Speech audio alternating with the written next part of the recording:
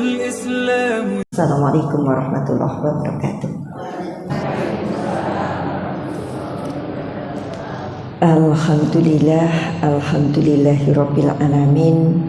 Innal hamdalillah nahmaduhu wa nasta'inu wa nastaghfiru wa na'udzu billahi min syururi anfusina wa min sayyiati a'malina.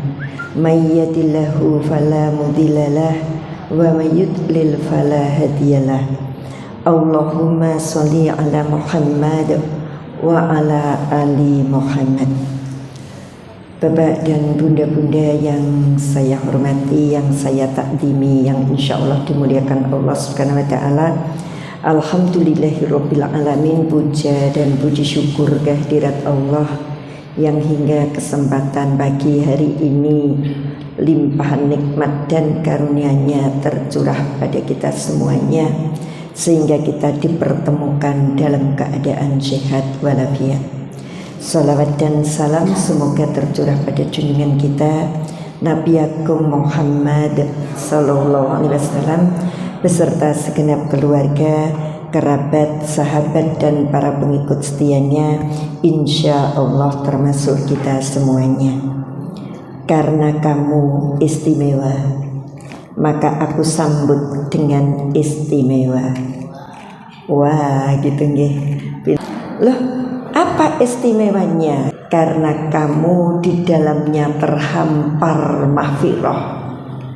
Karena kamu menjanjikan pahala yang berlipat. Karena kamu menggendong Lailatul Qadar. Karena kamu menyimpan peristiwa turunnya Al-Quran. Istimewa karena bulan yang lain tidak memiliki itu semua. Yang memiliki kisah lebih bagus dari 1000 bulan hanya Ramadan. Yang di dalamnya turun Al-Quran hanya Ramadan. Yang pahala sunnah seperti wajib, yang wajib dilipat gandakan hanya di bulan Ramadan. Dan yang Allah menggelar mahfirah atau ampunan hanya di bulan Ramadan. Mari kita sambut dengan istimewa. Bunda, sebelumnya saya matur bercerita singkat. Satu ketika malaikat Jibril berdoa kepada Allah, dan doanya diceritakan kepada Nabi Sallallahu Alaihi Wasallam. Ketika malaikat Jibril bercerita itu, ternyata Nabi mengamini.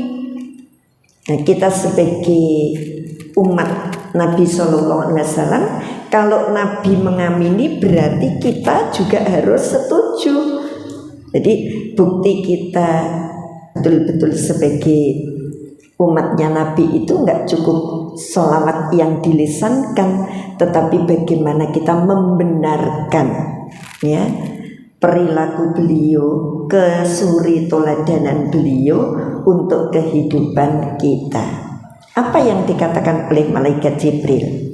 Malaikat Jibril berkata, wahai Nabi, barang siapa menjumpai salah seorang dari dua orang tuanya, salah seorang jadi dua juga boleh, kemudian ia meninggal, kemudian ia dimasukkan ke dalam neraka, semoga Allah melaknatnya. Dijawab amin.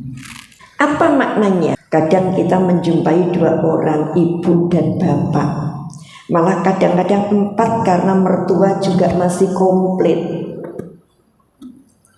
Apa yang ditekankan? Birrul walidain. Jadi kalau kita diberi kesempatan oleh Allah hidup bersama ibu kita atau bapak kita atau kedua-duanya, kita menyia-nyiakan kesempatan itu berlalu, kita tidak mampu mengambil surga dari baktinya, sungguh orang itu celaka, neraka. Maka ada satu kisah, ada seorang ulama, dai atau bisa disebut ustadz.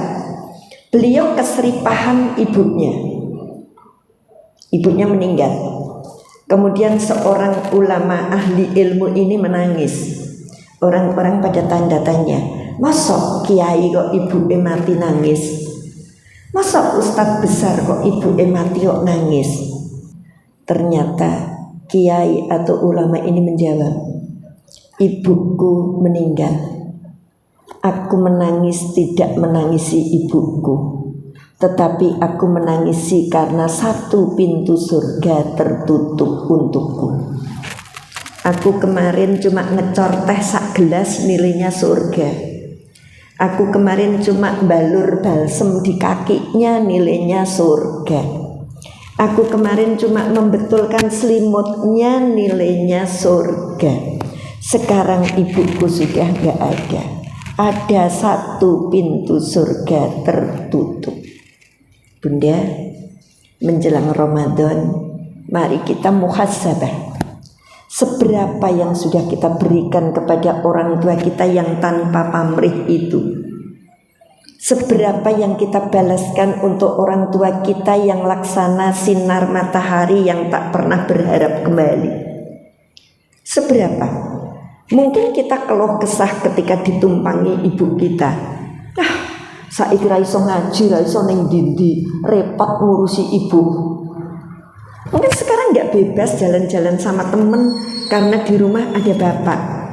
Mungkin uang kita tidak bebas kita belanjakan karena ada ibu yang harus kita belikan obat atau kita belikan apa. Coba Bu, ini rangkaian dengan istimewa tadi loh untuk mengharap mahfirah. Coba kita pikir, berapa kali kita mendoakan orang tua kita? Rabbi firli wali walidayya warhamhuma kama rabbayani shaghira. Sekali berkeringat enggak Bu? Andai ibu lipatkan jadi 3 kali berkeringat enggak Bu? Andai penjenengan lipatkan jadi 7 kali berdarah-darah tidak Bu? Sementara ibu kita dengan darah dan keringat, bapak kita dengan keringat yang mengucur mencukupi kebutuhan kita balasnya pelit banget. Robi firi pisan we karo mlaku. Padahal kalau dilipatkan 3 kali, 7 kali, 10 kali, atau saya pikir banyak kali, itu pun kita tidak akan berkeringat, itu pun kita tidak akan bersimbah darah seperti yang dilakukan orang tua kita. Maka Nabi mengamini, jika kamu hidup bersama 2 orang tua kamu, atau 1, kamu gak bisa ambil surga dari bektinya kepada orang tua, terlaknat. Ini Bu, mari kita muhasabah. Seberapa kita berbalas pada ibu kita yang luar biasa. Bunda, sekedar iklan kecil saya matur. Hari ini saya bawa buku. Di buku saya ada 20 kisah inspiratif. Ini buku ketiga saya, tapi tidak perlu yang satu nggak beli, nggak ada sambungannya. Ini lepas, lepas. Salah satu kisah inspiratif saya yang saya sampaikan ini, berbakti kepada orang tua, lengkap dengan Quran dan hadisnya. Jadi Quran ayat ini, hadisnya begini. Kisahnya sederhana. Ada seorang ibu yang tinggal bersama anaknya. Baru sebulan, 2 bulan anaknya sudah berkeluh kesah, ibunya rewel, ibunya ini begini begitu. Akhirnya diambil oleh anak perempuannya, karena anak perempuan biasanya lebih cocok. Dibawa pulang ke tempat anak perempuannya. Ternyata anak perempuannya ini hanya menahan batin saja, karena bagaimanapun ibunya, katanya kecerewetan ibunya, ini ibunya ya wis ditekni wae wong wis. Satu pagi Bu, anak pamit ke pasar. Ibunya bilang, "Jangan dulu, sebentar. Mama itu ngapain toh? Tadi diem saja, giliran aku mau pergi kok digondeli." "Iya, kamu sebentar." Anak ini nekat, "Aku ke pasar kan cuma sebentar, nanti terus pulang, nanti waktuku untuk ibu." Nekat pergi Bu. Ibunya ngejar, nyensewu nasib, ketatap pintu. Akhirnya ibunya luka berdarah, anaknya tetap pergi.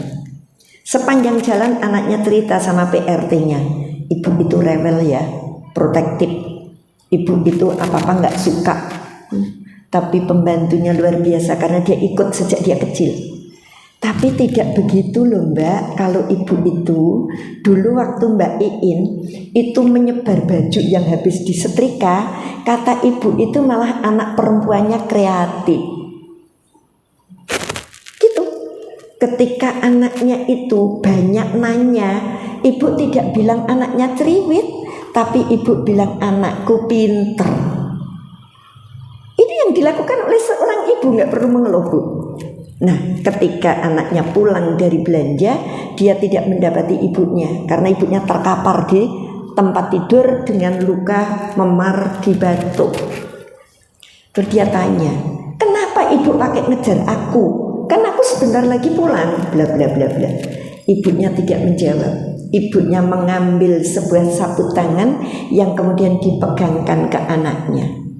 Di luar dugaan di dalam sabut tangan ada uang 500.000. Ibunya bilang, nak, aku sebenarnya meminta kamu kembali untuk aku tambahi uang belanja, karena besok Sita akan ke tempatan arisan keluarga. Aku kasihan kamu kalau harus mengeluarkan uang banyak. Aku nggak akan mengenai kamu. Aku hanya mau memberikan untuk kamu, Bu. Itu ada di cerita nomor 2. Ibuku bukan musibah, tapi anugerah. Jadi kalau kita ditumpangi ibu, itu anugerah yang luar biasa, itu surga. Apa yang dilakukan ibu itu? Jan nyuwun sewu, ini bisa nanti. Ada orang Magelang beli itu. Baru dia baca halaman kedua, dia WA saya, bunda saya sudah meleleh. Memang itu inspirasi. Seorang laki-laki yang selingkuh luar biasa, anaknya pengen balas dendam, tapi ibunya melarang. Jangan nak, itu tetap bapakmu. Tidak ada. Itu saya beri judul, dunia bukan arena balas membalas. Jadi kalau kita disakiti orang, tidak perlu kita harus membalas dengan sakit. Semua ada Qur'annya, ada hadisnya yang saya siapkan.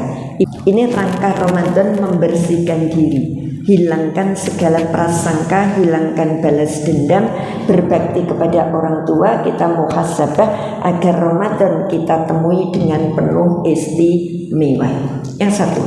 Yang kedua, wahai Nabi, jika ada seorang mukmin, dia diberi umur hingga memasuki bulan Ramadan, tetapi dia tidak mampu mengambil mahfirah yang ada di dalamnya, maka celakalah ia. Dan Nabi menjawab, amin. Jadi kalau kita diberi umur panjang, Ramadan mulai kapan Bu? Ramadan mulai kapan? Iya, mulai 1 Ramadan Bunda. Jadi malaikat Jibril itu minta kepada Allah, kebangetan kalau ada orang yang diberi umur menemui bulan istimewa, tapi dia tidak mampu memanfaatkan keistimewaannya, dia menyia-nyiakan, itu terlaknat. Dijawab oleh Nabi, amin. Hingga Nabi mengamini loh. Berarti itu termasuk kita. Yang ketiga, wahai Nabi, barang siapa menjumpai atau barang siapa mendengar namamu disebut, dia tidak menyaut dengan sholawat, kemudian ia meninggal, maka ia terlaknat. Jawabnya amin. Karena itu Bunda, kalau saya matur mesti salawat dan salam semoga tercurah pada junjungan kita Nabi Muhammad. Itu maksud saya memberi kesempatan untuk bersolawat. Surga sebenarnya tidak terlalu sulit Bunda. Mari kita kupas bagian yang kedua, mahfirah atau ampunan. Istimewanya banyak. Salah satunya saya ambil mahfirah atau ampunan. Bagaimana kita menyambut bulan yang penuh ampunan itu? Bulan yang penuh ampunan kita sambut yang pertama dengan hati, jiwa yang bersih melalui pertobatan kita. Bertobat. Sebelum Ramadan, mari kita bertobat. Ya, Allah menyampaikan di surat Al-A'raf ayat 153, walladzina amilus sayyiati summa tabu min ba'diha wa amanu inna rabbaka min ba'diha laghafurur rahim. Dan orang-orang yang telah mengerjakan kejahatan kemudian bertobat dan beriman, niscaya setelah itu Tuhanmu Maha Pengampun dan Penyayang. Kalau pengen Ramadan dapat ampunan, ayo tobat. Bagaimana kita bertobat? Pertama, kita menyadari kesalahan kita. Yuk, 11 bulan pasca Ramadan, seberapa kesalahan yang sudah ada pada diri kita. Kita sadari, oh iya kemarin aku meninggi ketika ini, oh iya kemarin aku nipu, oh iya kemarin, banyak sekali. Kalau sudah menyadari, yang nomor 2, menyesali. Tobat itu rangkaiannya menyadari kesalahan kita, kemudian menyesal. Yang ketiga, meminta maaf pada yang bersangkutan. Kalau itu salah kita, ke Allah, ke Allah. Kalau ke manusia-manusia, kalau sulit dijumpai demi lebih baiknya, kita bertobat. Ya Allah, aku melakukan kesalahan padanya. Tapi sebenarnya dia nggak tahu. Tapi ampuni kami ya Allah. Dan ampuni dia. Jadi kita memintakan maaf walaupun kita nggak ngerti salahnya, insya Allah. Yang keempat, berjanji tidak mengulangi. Yuk, menjelang Ramadan kita, ya Allah, kemarin sholatku selalu di ujung waktu bagian belakang. Mulai sekarang enggak ya Allah. Ya Allah, kemarin aku terlalu berhitung untuk orang tuaku. Mulai sekarang enggak ya Allah, aku ini Bu. Jadi kita berjanji untuk tidak mengulangi kesalahan yang pernah kita lakukan. Nah, yang terakhir, bertobat itu harus menutup dengan perbuatan yang lebih baik. Karena hadisnya, karena Qur'annya nanti saya sampaikan, perbuatan baik itu menghapus dosa. Jadi untuk menggapai mahfirah, yang pertama adalah bertobat. Monggo, sebelum Ramadan perbanyak istighfar sehabis sholat kita. Monggo. Yang kedua, mari kita gapai mahfirah dengan amal solih dan amal kebaikan. Bunda bisa pirsani di surat Hud ayat 114.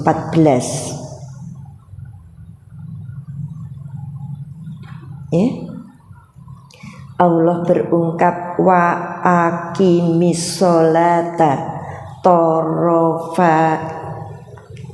tarafa finnahari wa zulafam minal lail innal hasanati yudhibnas sayyiati dzalika dzikra lidzakirin. Dan laksanakan sholat pada kedua ujung siang, yaitu pagi dan petang, subuh karo maghrib, dan pada bagian permulaan malam, isya. Perbuatan-perbuatan baik itu menghapus kesalahan. Itulah peringatan bagi orang yang selalu mengingat Allah. Jadi berbuat baik untuk menghapuskan dosa. Allah menyampaikan juga di surat Fatir, surat ke-35. Surat Fatir surat ke-35 ayatnya 7. orang-orang kafir, alladzina kafaru lahum adzabun sadid. Orang-orang kafir, mereka akan mendapat azab yang sangat keras. Walladzina amanu wa amilus solihati lahum magfiratu wa ajrun kabir. Dan orang yang beriman mengerjakan kebajikan, maka mereka akan memperoleh ampunan dan pahala yang besar.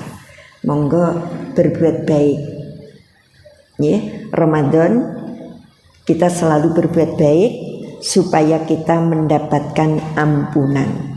Berbuat baik itu seperti apa implementasinya? Kita kan kadang-kadang merasa sudah nyemplungi kotak infak, aku sudah berbuat baik. Merasa hari ini sudah nolong siapa gitu, kita sudah merasa berbuat baik sehingga mengeklaim dirinya baik. Saya sering matur, jangan ujub dengan amalmu. Karena kita rajin puasa Senin Kemis, kita memandang sebelah mata dengan orang yang tidak pernah puasa. Karena kita rajin tahajud di malam hari, kita menganggap negatif orang yang tidak pernah tahajud. Di surat Az-Zariyat, surat ke-51, surat Az-Zariyat itu surat ke-51, kita mulai dari ayat 15 tentang orang apik nih. Biar nanti kita aku kiris apik apa turun. Saya tadi sampai memicingkan mata terhadap orang yang gak pernah tahajud. Jangan. Bisa jadi orang yang tidak pernah tahajud, orang yang tidak pernah puasa sunnah, dia punya amal andalan yang tersembunyi yang kita tidak ngerti. Maka jangan ujub kalau aku wis poso itu mesti aku mlebu surga. Enggak. Ada tetangga saya enggak pernah puasa sunnah karena dia harus mengayuh becak setiap saat. Bagaimana dia poso sunnah? Tapi Masya Allah, dashboardnya becak dibuka, di situ ada anduk, di situ ada sarung, dimanapun manjing sholat dia adzan, di masjid dia mangkal. Dia punya amal tersembunyi. Dia yang mampu itu adzan. Aku raiso poso sunnah, gimana poso sunnah aku ngayu becak mendino. Anakku makan apa? Ada orang yang bilang aku nggak pernah tahajud bunda, tahajudku berling. Kenapa? Karena aku penjaga pelintasan kereta api. Tahajud syaratnya tidur, aku dari sore nggak pernah tidur sampai pagi. Tapi Masya Allah, dia naik sepeda, dia naik motor sampai jalan, lihat ada orang buta mau nyebrang, motornya disendekke wong butane dituntun, disebrangke. Bunda, jangan ujub dengan amal kita. Ada kita ayo ngumpul ke duit serkileran, merasa 1 juta plek. Wah, aku sesuk ning surga sik dhewe. Kancane 100.000 kok aku 1 juta. Ternyata malah yang hari itu nyemplungi 5.000. Dia punya tanggungan anak yatim sebelah rumahnya yang tiap hari harus nyangoni sekolah. Nggak pernah cerita orang itu. Ini amal tersembunyi. Jadi kita tidak boleh ngisi pengajian bendino ganjarane oke. Enggak saja. Begitu saya rodok sengak sithik melempar peso tajam jenengan terluka semua. Ngemeten. Sementara jenengan yang mirengke malah ganjarane mungkin luweh akeh, mirengke terus diamalke. Lah saya tidak terkendali, bicara nyelekit, terus akhirnya penjenengan pedes banget gitu kan. Saya nggak jadi dapat ganjaran. Maka jangan ujub dengan apa yang kita lakukan. Betul Bu, kemarin saya ke Tamun itu saya sedih loh. Nanyun sewu, siapa orang baik bunda? Di surat Az-Zariyat ayatnya 15, Allah berungkap innal muttaqina fi jannati wa uyun. Sesungguhnya orang-orang yang bertakwa, kembali ke atas, bertakwa berada di dalam taman-taman surga dan mata air. Syaratnya dadi wong bertakwa itu bisa masuk surga yang di dalamnya taman dan mata air. Bayang Bu, taman ning desa ning sini aja sekarang do diluru pengen delok taman mana apalagi ini taman surga. Ada syaratnya enggak masuk taman surga? Allah berungkap ahidina ma atahum rabbuhum innahum kanu qabla dzalika muhsinin. Mereka di surga mengambil sendiri apa yang dihidangkan oleh Allah. Prasmanan. Seneng enggak? Orang-orang bertakwa itu masuk surga. Di dalam surga itu prasmanan. Wes dijupuk wis seneng pol apa meneh prasmanan. Neng surga ki aja meneh ning jero ning teras wae wah ngimpi kita. Itu ya. Ini masih prasmanan, tapi syaratnya mereka sebelum itu di dunia termasuk orang-orang yang baik. Jadi menggapai maghfirah itu harus dadi wong apik. Orang yang baik belum tentu masuk surga, tapi syarat masuk surga kudu dadi wong apik. Sampai Cirebon rung mesti tekan Jakarta. Ning nek arep ning Jakarta lewat Cirebon. Paham enggak, Bu? Dadi wong apik rung mesti tekan surga. Ning nek arep tekan surga kudu dadi wong apik. Diwolak-walik isine padha. Ya, tapi untuk memperjelas. Siapa orang yang baik? Kanu qalilan minal laili ma yahjaun. Yang tidurnya sedikit di waktu malam. Nah, ini Ramadan. Ramadan itu tidurnya sedikit. Biasanya jam 9, jam 10, biasanya jam 10, jam 11. Pulang traweh, masih sing asah-asah, sing nyiapke nggo sahur, sing tingkleni baca Quran wajib. Akhirnya kita tidur telat. Dan bangunnya lebih dini. Biasanya jam 3 langsung tahajud, kita setengah 3, jam 2 sudah bangun. Nyiapke ini itu baru kita subuh. Satu malam kurang 2 jam. Seminggu utang 14 jam. Sebulan kita kurang tidur 60 jam. Maka pasca Ramadan banyak orang sakit, inden masuk rumah sakit. Lihat, Bu, kita lewat rumah sakit itu ada tulisan di jalan VIP tinggal 1 kamar. Ini tinggal 2, inden, Bu, banyak. Ya, sudah badannya nggak sehat, makan tidak terkontrol ketika Idul Fitri. Itu pemicunya. Karena apa? Sakit itu disebabkan 4 pola. Salah pola makan, salah pola tidur, salah pola pikir, yang terakhir kokean pola. Ini yang terakhir. Ya, pola tidur salah bisa sakit. Jam 1 lagi turu. Ya, terus engko bar subuh akhirnya ngantuk. Itu bisa bikin kita sakit. Pola pikir tidak mampu memanage masalah, jadi sakit. Kemudian pola makan yang enggak jelas, itu bikin sakit. Nah, terakhir kokean pola itu ya bikin sakit. Ya, orang yang kokean pola itu secara psikis nanti juga sakit. Ya, itu. Kurang tidur, Bu. Tapi untuk ibadah itu orang baik. Kurang tidurnya untuk tadarus, kurang tidurnya untuk etikaf, kurang tidurnya untuk tahajud, kurang tidurnya untuk menyiapkan sahur, itu orang baik. Okay, insya Allah kita semua lakukan itu, orang baik. Siapa yang bilang surat Ad-Dzariyat ayat 17? Bukan saya kan cuma menyampaikan. Yang berikutnya orang baik itu siapa? Wabil asharihum yastaghfirun. Orang baik adalah orang yang banyak beristighfar di akhir malam. Habis sahur, masih punya waktu, tunggu adzan subuh dengan banyak beristighfar. Kalau perlu cuci piring ya karo istighfar. Ngelapi meja makan yo karo istighfar. Enggak ada larangan kecuali dengan yang kamar mandi. Boleh. Ya.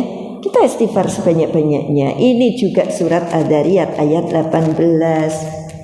Lalu Allah berungkap, wa fi amwalihim haqqul lisaili wal mahrum.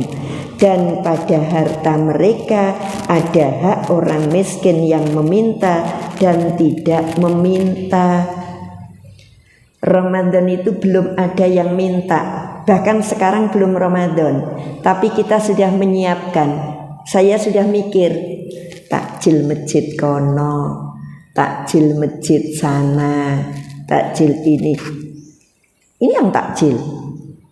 Minta-minta dia belum minta, sudah mikir biasanya ada surat masuk sekian dari masjid ini, dari panti ini, dari ini. Kita sudah mikir biasanya nanti jelang Ramadan kok ke klambi ponakane, angpo panake, gawake apa ibune, berbagi dengan tetangga. Bahkan kita mampu berbagi yang terbaik karena duitnya letek dijol resik sing anyar. Ini luar biasa. Jadi Ramadan itu sungguh satu kesempatan kita untuk berbuat baik, untuk beramal soleh. Maka kalau oke semono sampai tidak ada yang dilakoni, malaikat Jibril bilang terlaknat dia. Tobat itu berbuat baik boleh. Ya. Terus yang lain apa Bunda? Banyak beristighfar. Jelas, ya, banyak beristighfar. Di sela sholat tarawih kita, asyhadu alla ilaha illallah astaghfirullah as'alukal jannah wa na'udzubika minan nar. Waktu kita lebih panjang, jadi kita bisa beristighfar. Kemudian mengikuti sunnah Rasul. Untuk mendapatkan ampunan Allah itu kita melakukan ibadah sesuai dengan sunnah Rasul. Panjenengan pirsani surat Ali Imran ayatnya 31. Sampai kan Ali Imran 31. Kul in kuntum tuhibbunallaha fattabi'uni yuhibbukumullahu wa yaghfir lakum dzunubakum wallahu ghafurur rahim. Katakanlah Muhammad, jika kamu mencintai Allah, ikuti aku. Niscaya Allah mencintaimu dan mengampuni dosa-dosamu. Allah Maha Pengampun, Maha Penyayang. Jadi monggo salate kaya Rasul, posone kaya Rasul, umroh kaji kaya Rasul, beramal ibadah seperti Rasul supaya kita mampu menggapai ampunannya Allah. Gak usah neko-neko fikih puasanya dipahami. Mentang-mentang kuat wis krungu adzan engko wae buka. Ini enggak paham fikih. Fikihnya menyegerakan buka sunnah. Baru denger imsak anake diuring-uring. Stop retok maem. Enggak baca fikih. Imsak itu bukan tanda berhentinya makan. Itu baru alarm mengingatkan sebentar lagi. Jadi kalau kita di kereta api di stasiun ada bunyi tongteng-tongteng itu, terus perhatian sebentar lagi kereta Argo Dwi Pangga akan memasuki stasiun Tugu Yogyakarta. Sudah masuk belum? Belum. Nah, imsak ki ngono kuwi. Nggih, imsak itu perhatian sebentar lagi fajar terbit. Nah, fikihnya dulu awalnya jaraknya berapa imsak dengan stop? 10 ayat Quran dibaca. Maka ini hilang. Ijtihad diputuskan lebih kurang 10 menit jarak antara imsak dengan fajar terbit. Jadi kalau dengar imsak masih boleh menghabiskan apa yang di depannya. Tapi bukan yang di depannya itu sak ceteng tanduk, yang di sini nih loh. Masih ada teh setengah gelas, masih ada makmum kurang lebih 3 sendok, itu boleh dihabiskan. Ora wis imsak dadak sik ya le tak liwetke ora kanggo. Terlalu lama itu enggak boleh ya. Nah ini baca fikihnya Bu. Itu diantaranya kita pengen menggapai mahfirah Allah. Yang terakhir barangkali akidah yang bersih, tidak syirik, tidak musyrik, ya, itu akan mendapatkan ampunan dari Allah. Allah berungkap dalam Al-Quran, ada di surat An-Nisa, ya, ada di surat An-Nisa ayatnya 48. Innallaha la yaghfiru ayyusrika bihi wa yaghfiru ma duna dzalika liman yasha wa may yusyrik billahi faqad iftara isman adzima.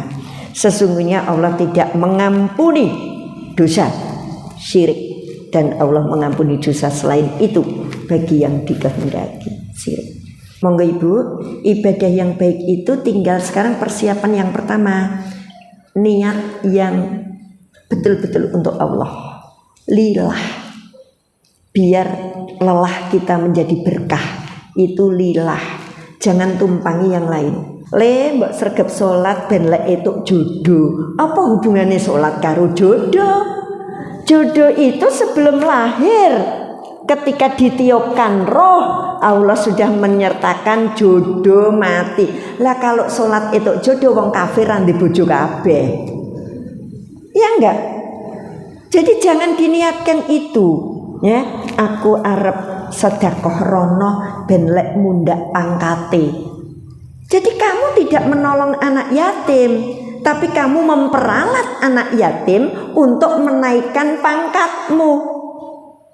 Lah terus boleh enggak Bunda kayak begitu? Gini redaksinya, aku sedekah mencari keridhaan Allah, aku sholat mencari keridhaan Allah, aku berbuat baik untuk mencari keridhaan Allah. Kalau Allah ridho, apapun yang kamu inginkan gampang. Sama ketika seorang anak bilang, Bu aku duwe pacar luar nikah karo sapa le kae, alah le mbok ora ketoke kae ra wangun dadi ibune anakmu, nekat ibuke ra rido, akhire mong daripada engko zina ya wis tak mantokke, cilik-cilikan mbuh ra cetha, itu izin ning ra rido. Beda ketika nikah karo sapa nak, itu pilihane tepat, ibu rido, ditari pengen diewuhke gede po cilik, neng gedung apa neng omah, arep ngundang sopo, pakai apa, itu orang ridho. Jadi kalau kita ibadah mencari keridhaan Allah, insya Allah Allah itu tinggal apa toh keinginanmu, apa yang sulit bagi Allah. Tapi jangan dijadikan niat, ya, rumah tanggaku lagi kacau, aku harus sedekah. Boleh bersedekah, ning niate ojo ben ora kacau gitu loh. Nah, Bu. Jadi jadikan anak-anak yatim, orang jompo, orang-orang duafa itu bukan alat untuk memperkaya diri, untuk mencapai cita-cita, tapi cobalah kamu betul-betul niat bismillah lillah menolong mereka. Monggo ibu-ibu, sebelum kita tutup, kita berdoa bersama-sama ya. A'udzubillahi minasyaitonirrajim. Bismillahirrahmanirrahim. Alhamdulillahirabbil alamin. Asyhadu an la ilaha illallah wa asyhadu anna Muhammadan abduhu wa rasuluh. Hamdan syakirin hamdan na'imin, hamdan yuwafi ni'amahu wa yukafi'u majidah. Ya Rabbana lakal hamdu kama yanbaghi li jalali wajhika wa azimi sultanik. Allahumma sholli ala Muhammad wa ala ali Muhammad. Allahumma ighfir lil mu'minina wal mu'minat wal muslimina wal muslimat al ahya'i minhum wal amwat wa qaribun sami'un mujibun da'wat. Rabbi firli wa li walidayya warhamhuma kama rabbayani shaghira.